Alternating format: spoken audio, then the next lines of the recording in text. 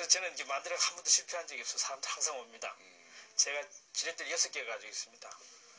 제가 40대 이제 일본어를 시작해서 일본 주재 해가지고 네. 동경사무소장까지 하고 그랬었는데 일본은 영어에 비해서 굉장히 쉽습니다. 중국어도 한국 사람이 중국인 다음에 가장 빨리 배울 수 있는 게 중국어입니다. 한자가 거의 발음이 비슷하거든요. 그래서 그 이제 제가 갖고 있는 의학의 영어 1어 네. 그리고 제가 운동을 좋아합니다. 테니스를 제가 아주 오래 쳤어요. 테니스 한 30년 쳤고요. 그 다음에 골프, 운동 2개, 의학 2개, 네. 그리고 이제 음악 미술을 제가 좋아합니다. 어떻게 보면 예체능 계시죠. 네. 그 6개는 정말 나한테 도움을 주는 평생 동안 아주 좋은 지렛대 역할을 하고 있습니다. 어찌 보면 사람이 한두 개의 지렛대를 갖기도 쉽지 않은데 6개의 지렛대 그리고 또 시간이 되면 또 더 늘리실 거 아니에요. 더는 늘기가 지금 시간적으로 네. 지금 아직 제가 수채화를 옛날부터 했는데 네. 요즘 시간이 없어서 거의 못합니다. 네. 그러면은 그 이제 오랜 시간 동안 이제 사람들을 또 모임을 만들고 네트워킹을 하고 또 소통을 하잖아요. 그래도 원장님 입장에서 아무리 전문가라고 하더라도 힘들 때가 좀 가끔은 있지 않았나라고 좀 생각되는데요. 그런데 힘들 때가 저는 이런 철학이 하나 있어요. 우리 어릴 때 시골에서 부모님들이 항상 해준 얘기가 천석구는 천가지 걱정이 있고 만석구는 만가지 걱정이 있다. 근데 그게 뭐하고 똑같은 얘기냐면 인생 고통 총량 균등의 법칙이라고 있어요. 누구나 한평생 살아가면서 축적되는 고통의 총량은 똑같다.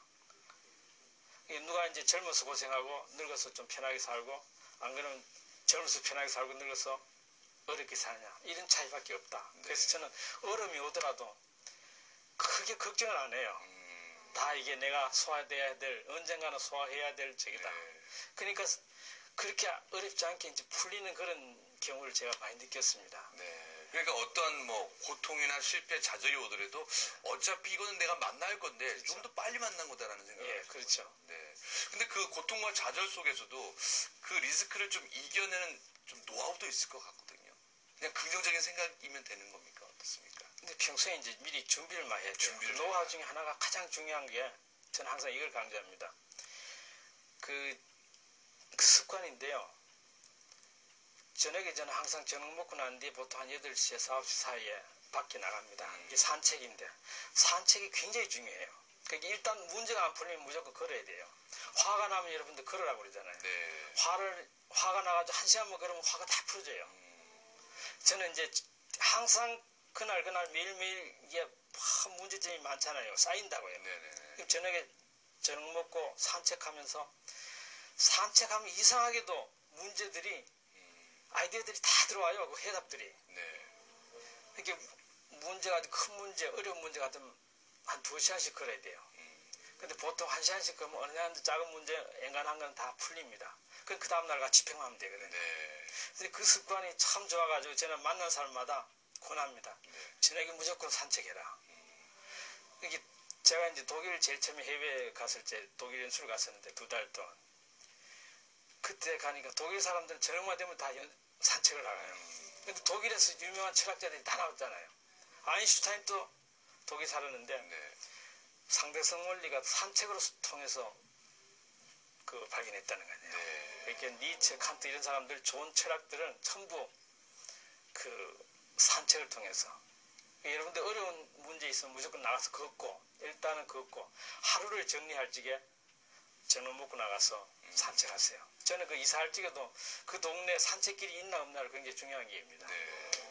우리가 어떠한 그 문제나 또 이렇게 신발을 풀 때 안 돼서 계속 이렇게 머리만 떼고 있는데 또 생각해 보니까 조금 밖에 나가서 그렇죠. 걷다 보면 그게 해결되고 또 생각이 되는 거예요. 여러분들 이상하게 생각할지 모르지만 이 사람들이 밖에 나가서 그러면요 우주에서 뭔가 자꾸 이렇게 갖다 주는 것 같아요. 뭔가를.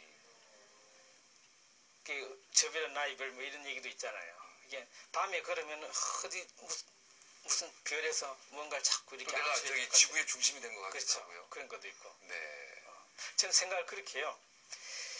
이 모든 세상의 중심 나다.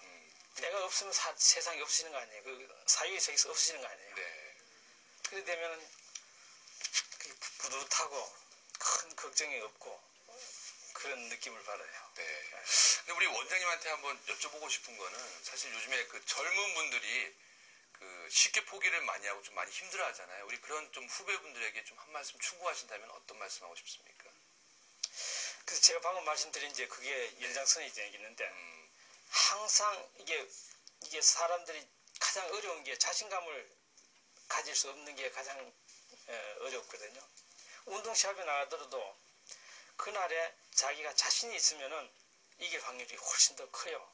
근데 자신감 어디서 오냐면은 항상 자기가 준비하는 그 마인드, 네. 미리 준비하는 마인드. 그러니까 저는 자기 전에 내일 할 일을 항상 구상해 놓습니다. 아침이나 뭘 할 거. 그래서 할 일을 안 쓰고 사람 이름을 씁니다. 그 대신에 리스트를 사람 이름을 써놓으면 그 사람을 보면 할 일이 한 줄이 연결이 돼요. 제가 이제 그 인맥하고 이제 소득 관련이 있는 업무를 하다 보니까 그런지 몰라도 저는 할 일 리스트라고는 쓴 적이 없고 주로 이제 사람 리스트를 쭉 쓰면은 할 일이 그냥 따로 나와요. 그럼 바로 이제 하고 그렇게 하고 있습니다. 네, 어찌 보면 뭐 그 사람과 연관돼서 뭐 수없는 일이 일어나고요. 그렇죠.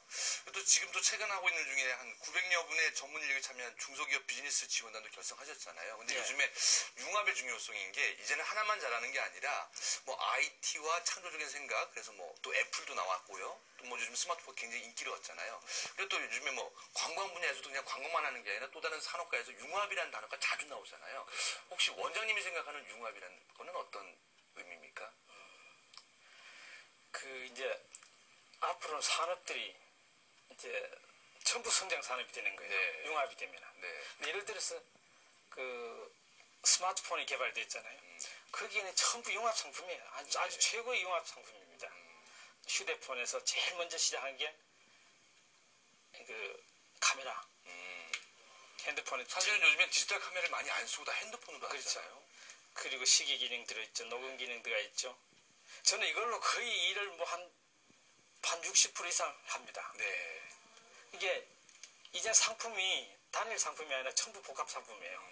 네. 이제 농업도 농업 자체가 아니라 농업에 그 파생되는 게 굉장히 많습니다. 네. 그럼 우리 원장님께서 이제 또 국내에서만은 사실은 또 소비가 아니라 이제는 뭐 글로벌화되고 세계화됐잖아요.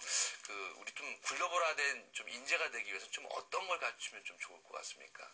기본적으로 제가 처음에 얘기했듯이 의학이 제대로 돼야 됩니다. 네, 어학, 의사소통. 영어를 하나 하면은 한국말 하나만 하면은 이 남북 통일이 돼도 7천만 시장밖에 안 돼요. 영어를 하면은 50억 시장이에요. 그러니까 제품 하나 개발해도 50억 시장이 얼마나 큽니까? 국내만 파는 것보다. 그러니까 중소기업이 시작해가지고 1,000억 넘기가 힘들고 1,000억에서 1조 넘기가 힘들어요. 네. 근데 그 단계가 전부 보면은 그 CEO가 가진 그 역량이 소통이 영어거든요. 영어가 제대로 안 되면은 뛰어넘지를 못하는 경우가 가끔씩 봅니다. 네. 왜냐하면 중소기업은 작기 때문에 자기가 직접 다 해야 되거든요. 중국에 가가지고 하고 뭐 미국에 가서 다 해야 되는데, 근데 그게 그래서 제가 이제 강조하는 게 글로벌 단계의 첫째는 언어다. 네. 언어를 극복하라. 그러니까 기본적으로 뭐 아이디어 다른 것도 다 필요하지만도 사실 만들고 보니까 언어가 소통이 안 된다면 또 다른 또 전문가가 그렇죠. 붙어야 되고 그래서 손해가 되겠네요. 네, 맞습니다. 네. 그럼 우리 이제 원장님께서 그 많은 또 기업들도 보고 또 인재들도 보고 또 그래서 이제 소통에 대한 교육을 하고 계시잖아요. 우리 젊은이들에게 요즘에 리더십에 대한 중요성을 많이 부각되고 있는데요. 이런 리더십을 한번 갖춰봐라라고 하면 좀 어떤 걸 좀 충고해주고 싶습니까? 젊은 사람들한테 항상 이제 앞을 보는 노력이 굉장히 중요하다. 네. 앞을. 그 다음 단계가 그 새벽 체질이라고 하는데 새벽 일찍 나가서 항상 준비하는 사람. 실천해라. 실천. 그리고 세 번째가 맡기는 사람. 잘 맡기는 사람. 남한테 일을 잘 맡기는 사람이 있어요. 아, 이거는 저 사람이 잘할 거다 해가지고 맡기고. 왜냐면 혼자는 일을 많이는 못하잖아요. 크게는 못하고. 어찌 보면 인적 노하우에 대한 그렇죠. 그런 걸 본다는 거예요. 네. 그 네 번째가 이제 그 아끼는 정신. 그 비효율적으로 하는 거고. 네. 네. 그렇게 정리를 하다 보니까 그러니까 주요 말씀은 생각하고 그냥 생각으로 끝나는 게 아니라 행동하고 실천하는 얘기잖아요. 그렇죠. 네. 준비가 굉장히 중요하고 우리가 제가 좋아하는 그 중국 소설 중에서 삼국지하고 열국지가 있는데 제가 삼국지를 먼저 읽고 났는데 이렇게 좋은 책이 있나, 이렇게 지혜로운 책이 있나. 그거 읽으면 그냥 지혜가 막 샘솟는 것 같아요. 근데 나이 들어서 뭘 읽었냐면 열국지를 읽었는데 삼국지는 거기에 어린애 같아요. 근데 삼국지하고 열국지를 다 읽고 나면은 딱 두 단어가 생각나는데 정돈과 여유. 열국지는 이게 전부 싸움하는 국가별 전부 그 경쟁하고 싸움하는 그런 적인데 싸움에서 항상 이기는 나라가 어떤 나라냐면은 제대로 정돈된 군대를 가지고 있는 나라. 그래서 항상 사람도 마찬가지, 자기 자신도 개개인도 마찬가지거든요. 항상 마음 상태를 정돈한 상태에서 가지고 있으면은 항상 자신감을 가질 수 있고 성공에 이르는 첩경이다. 저는 그렇게 봅니다.